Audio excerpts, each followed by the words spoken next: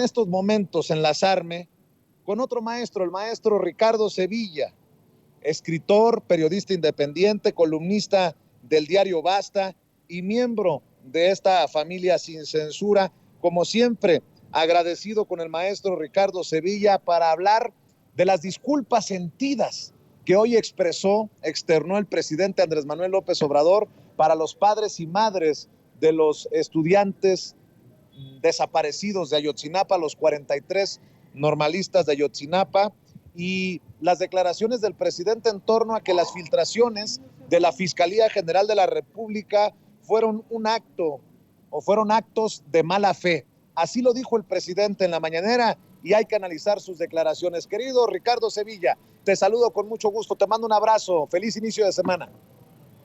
Querido Vicente, público memorioso, igualmente un abrazo fuerte y excelente inicio de semana. En efecto, el presidente López Obrador dio una disculpa hoy en la mañanera, tú estuviste ahí, te vi en primera fila. El presidente López Obrador siente el dolor de los 43 estudiantes, de la familia de los 43 estudiantes de la Normal Isidro Burgos, que no sabe la oposición dónde se encuentra. Lo hemos dicho. Ahora, esto tendría que haberlo hecho Alejandro Gertz Manero, y con esto me arranco para decir algo muy polémico. Alejandro Gertz Manero tiene que irse de la fiscalía. Ya, es un personaje que evidentemente está golpeando a la Cuarta Transformación y lo está haciendo de una manera bastante siniestra. No hay que olvidar las cartas credenciales de Alejandro Gertz Manero ni de dónde viene. Yo me pronuncio pues a favor de que este personaje salga de ahí, porque forma parte de este grupo de golpistas en contra del gobierno federal, forma parte también de los opositores al gobierno de Andrés Manuel López Obrador, que aprovechan los fines de semana para asestar duros mazazos contra su gobierno. Y pues bueno, eso se relaciona con con lo que estaban comentando hace un momento con Julián Atilano y tú, con Penilei Ramírez, este fin de semana. Pues no es gratuito que esta reportera, llamémosle así, haya salido a publicar en su cuenta de Twitter y en su columna del periódico Reforma un mísero texto llamado Ayotzinapa, el encubrimiento. Esta reportera, como ya se dijo, de origen cubano, dijo a quien ya conocemos, por cierto, por haberle hecho el caldo gordo a la oposición, pues que de alguna manera había recibido esta filtración. Ahora, llama la atención que no se haya molestado en borrar las huellas de su fuente y de manera burda e implícita reconoce precisamente que la información que maneja tanto en su artículo en Reforma como en su hilo en Twitter es una filtración de la Fiscalía General de la República sobre el caso de los 43 jóvenes de la Escuela Normal Rural de Ayotzinapa que fueron asesinados, que no se nos olvide nunca, para que no vuelva a pasar en 2014 en Iguala, en épocas de Enrique Peña Nieto. Ahora, como era de esperarse, Vicente, Penilei recibió una bataola de críticas, todas absolutamente justificadas, pero en este mundo bizarro en el que vive la oposición, les pareció una buena idea compararla con el periodista y programador Julian Assange. La equiparación de entrada es una grasejada, es un chiste negro, algo que salió sin duda de un cuento de Chesterton. Pero más allá de este burdo símil que intentan los conservadores meter con calzador, la columnista de Reforma evidenció su falta de ética periodística. La empleada de Junco de la Vega, porque es su empleada, le paga por columnas, en ningún momento parece haberse detenido a pensar, siquiera un segundo, siquiera un momento, que al sacar esta serie de mensajes que favorecían a la FGR, se estaba metiendo en una espiral que terminaría enfangándola más. De entrada, llama la atención que no haya pensado que una filtración de la fiscalía que sea, pero sobre todo de la fiscalía que conduce tristemente Alejandro Gertz Manero, que ha sido tan lenta, que ha sido tan omisa, que ha sido tan eficaz, solo puede tener dos propósitos evidentes. Entorpecer el caso que se supondría que tendría que ayudar a investigar de manera exhaustiva, pero que no lo hace. El segundo propósito es de plano lavarle la cara a los funcionarios. La columnista, por otro lado, al presentar conversaciones sin filtros y sin censura, demuestra que no es capaz de sentir empatía con los padres y con las madres de las víctimas que llevan, por cierto, casi un par de sexenios pidiendo justicia. De manera displicente, la articulista del Reforma decidió prestarse a publicar información que, debido a las declaraciones que realiza y cómo expone los hechos, hiere a los deudos. Ahora bien, pedirle a la columnista cubana empatía con las familias de los 43 estudiantes asesinados sería demasiado. Sería demasiado.